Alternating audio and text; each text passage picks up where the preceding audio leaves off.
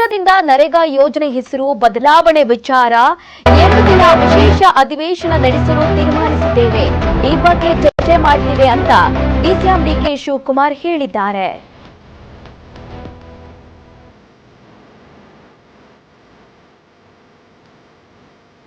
ನರೇಗಾ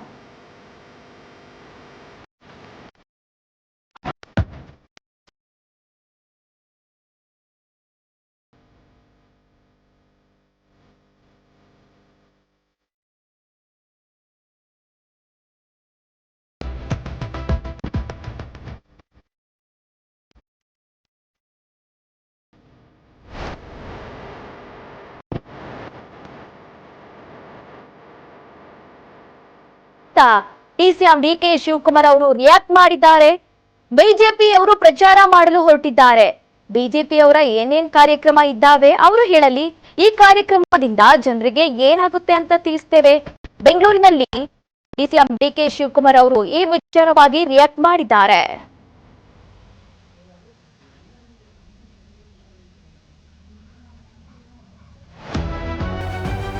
ಕೇಂದ್ರದಿಂದ ನರೇಗಾ ಯೋಜನೆ ಹೆಸರು ಬದಲಾವಣೆ ವಿಚಾರಕ್ಕೆ ಸಂಬಂಧಪಟ್ಟಂತೆ 2 ದಿನ ವಿಶೇಷ ಅಧಿವೇಶನ ನಡೆಸಲು ತೀರ್ಮಾನಿಸಿದ್ದೇವೆ.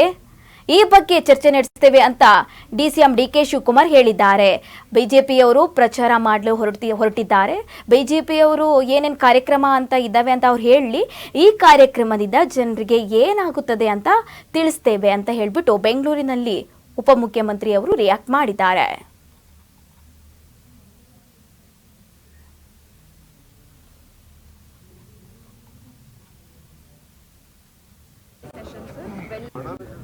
Malayalam mandate in Kerala. Still, I am not aware fully of it. I just look and discuss it. Sir, on Manrega 2-day session, sir, when of the day?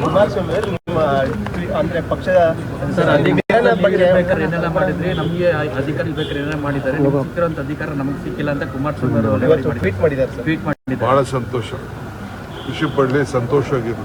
Sir, Manrega ಯೋಜನೆ Malayalam mandate in Kerala. Still, I am not aware fully of it. I just look and discuss it. Sir, on Manrega 2-day session, sir, when of the day? Kumaraswamy ಅವರು ನಿಮ್ಮ ಅಂದ್ರೆ ಪಕ್ಷದ sir ಅಧಿಕಾರ ಬಗ್ಗೆ ಏನೆಲ್ಲ ಮಾಡಿದ್ರೆ ನಮಗೆ ಅಧಿಕಾರ ಇರಬೇಕಾದ್ರೆ ಏನೆಲ್ಲ ಮಾಡಿದ್ದಾರೆ, ಸಿಕ್ಕಿರುವಂತ ಅಧಿಕಾರ ನಮಗೆ ಸಿಕ್ಕಿಲ್ಲ ಅಂತ ಕುಮಾರಸ್ವಾಮಿ ಅವರು ಟ್ವೀಟ್ ಮಾಡಿದ್ದಾರೆ ಸರ್. ಟ್ವೀಟ್ ಮಾಡಿದ್ದಾರೆ. ಬಹಳ ಸಂತೋಷ, ಖುಷಿ ಪಡಲಿ, ಸಂತೋಷವಾಗಿರು. Sir, Manrega ಯೋಜನೆ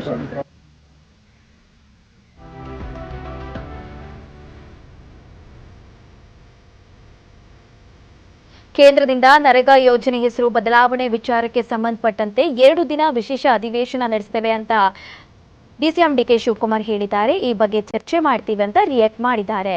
ಬಿಜೆಪಿಯವರು ಪ್ರಚಾರ ಮಾಡಲು ಹೊರಟಿದ್ದಾರೆ. ಅವ್ರ ಕಾರ್ಯಕ್ರಮ ಏನೇನಿದೆ ಅದು ಹೇಳಿ, ಆ ಕಾರ್ಯಕ್ರಮದಿಂದ ಜನರಿಗೆ ಏನಾಗ್ತದೆ ಅಂತ ತಿಳಿಸ್ತೇವೆ ಅಂತ ಹೇಳ್ಬಿಟ್ಟು ಬೆಂಗಳೂರಿನಲ್ಲಿ ಉಪಮುಖ್ಯಮಂತ್ರಿ ಡಿಕೆ ಶಿವಕುಮಾರ್ ಅವರು ರಿಯಾಕ್ಟ್ ಮಾಡಿದ್ದಾರೆ.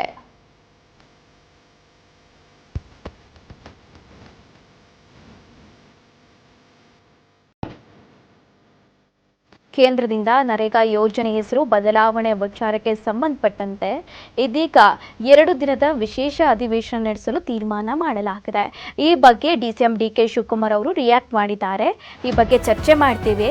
ಹಾಗೆ ಬಿಜೆಪಿಯವರು ಕೂಡ ಪ್ರಚಾರ ಮಾಡಲು ಹೊರಟಿದ್ದಾರೆ. ಬಿಜೆಪಿಯವರು ಏನೇನು ಕಾರ್ಯಕ್ರಮ ಇದ್ದಾವೆ ಅವ್ರು ಹೇಳಿ, ಆ ಕಾರ್ಯಕ್ರಮದಿಂದ ಜನರಿಗೆ ಏನು ಯೂಸ್ ಆಗುತ್ತೆ ಅಂತ ನಾವು ತಿಳಿಸ್ತೇವೆ ಅಂತ ಹೇಳ್ಬಿಟ್ಟು ಬೆಂಗಳೂರಲ್ಲಿ ಉಪಮುಖ್ಯಮಂತ್ರಿ ಡಿಸಿಎಂ ಡಿಕೆ ಶಿವಕುಮಾರ್ ಅವರು ರಿಯಾಕ್ಟ್ ಮಾಡಿದ್ದಾರೆ.